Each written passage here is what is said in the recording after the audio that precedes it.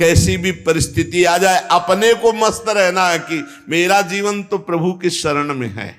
चाहे भारी अपमान हो या दुख हो या विपत्ति हो या सुख हो सम्मान हो, ये प्रभु को जीवन समर्पित है, जैसे चाहे वैसे।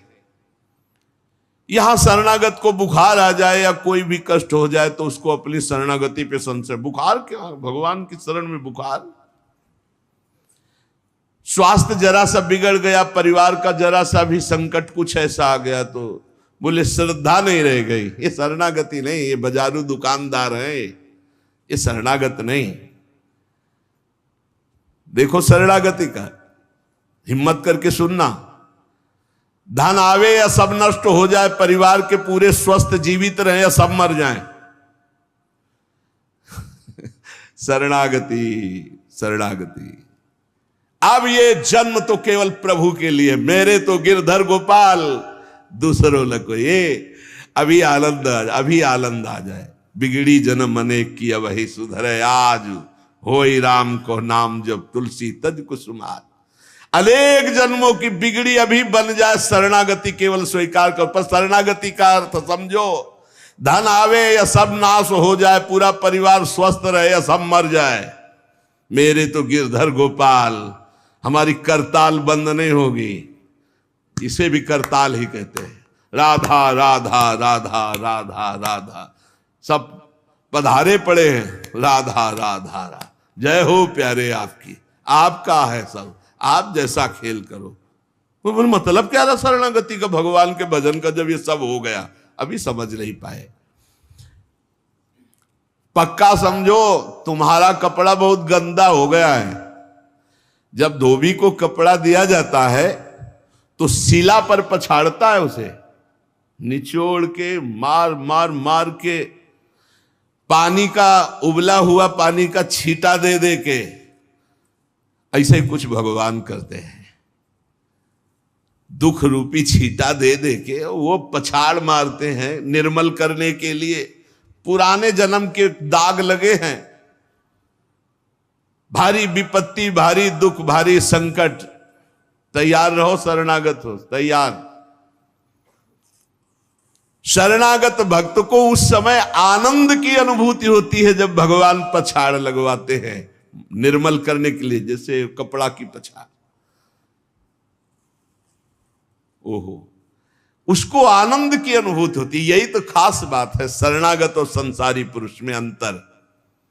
वो ये देखता है मेरे प्रभु की मर्जी से दुख आया है, और प्रभु मंगल भवन है, अमंगल हो नहीं सकता, ये कोई मंगल विधान है। वो नाचता है कि मैं प्रभु का हूं, मेरे को प्रभु ने स्वीकार कर लिया, अब उनकी स्वेच्छा चलेगी, अब उनकी इच्छा चलेगी। एक बार ऋषिकेश में सत्संग हो रहा था तो पूज्य श्री जयदयाल गोविंदका जी महाराज विराजमान थे, बड़े सिद्ध ज्ञानी पुरुष, गृहस्थाश्रम में होते हुए।